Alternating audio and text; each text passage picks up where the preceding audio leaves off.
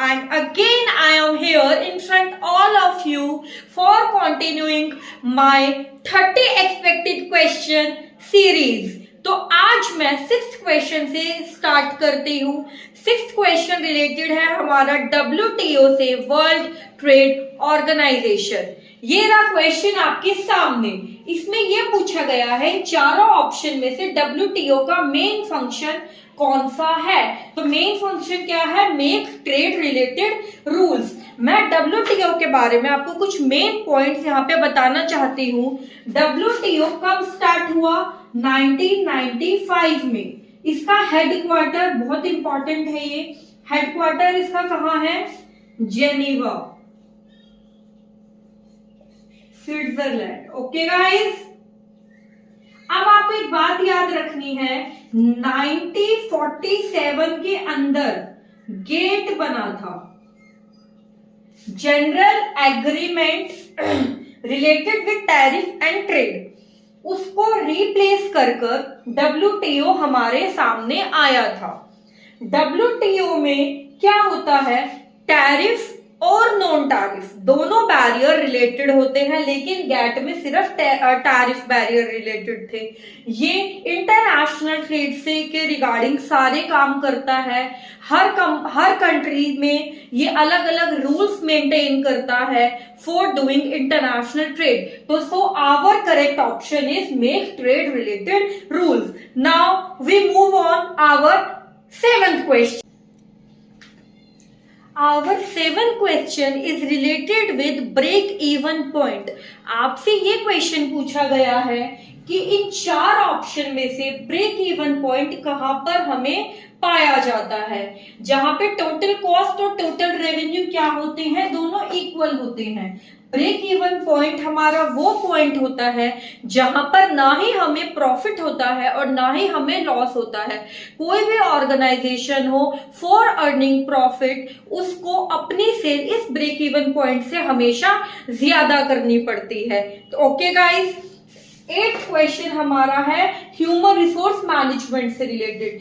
इन चारों में से कौन वो पर्सन है जिसने 2 फैक्टर थ्योरी को प्रपोन्ड किया था? Who propounded the 2 factor theory? तो the correct answer is McGregor. 2 factor theory को हम एक्स एंड वाई थ्योरी भी बोलते हैं। तो आप सब मुझे कमेंट बॉक्स में कमेंट करके एक्स फैक्टर और वाई फैक्टर के बीच में डिफरेंस करके बताएं। हमारा जो 9th क्वेश्चन है वो रिलेटेड है आपका इनकम टैक्स से।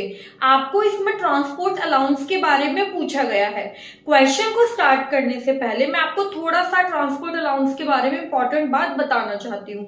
2019 से पहले ट्रांसपोर्ट अलाउंस 60-100 की एग्जम्पशन मिलती थी सभी लोगों को, ठीक है। लेकिन अगर कोई ऑर्थोपेडिकली हैंडीकैप्ड है, डेफ, डम्ब है, तो उसको 3200 की डिडक्शन मिलती थी। लेकिन 2019 के बाद 61A की स्टैंडर्ड डिडक्शन के अंदर इसको कट कर दिया गया है। अब सिर्फ जो आपके हैंडीकैप पर्सन है उनको ही ये डिडक्शन अलाउड होगी। कितने की? 3200 की। तो इसके हिसाब से हमारा करेक्ट ऑप्शन बनता है option D, both B and C. B, exempt from handicapped employ up to 3200 per month, correct. Always taxable except for handicapped employ. तो ट्रांसपोर्ट अलाउंस 2019 के बाद according to 61A standard deduction सबके लिए taxable होगा accept handicapped employ, ठीक है। Our 10th question is related with the perfect competition। इन चारों option में से कौन सा परफेक्ट कंपटीशन का एक कैरेक्टरिस्टिक है? तो ऑप्शन आपके सामने है। There is free entry and exit, there is a restriction, few number of buyer and seller, या demand curve is vertical. So the correct answer is option number A. Buyers की और sellers की क्या होती है? फ्री एंट्री एंड एग्जिट होते, कोई भी आ सकता है और कोई भी जा सकता है।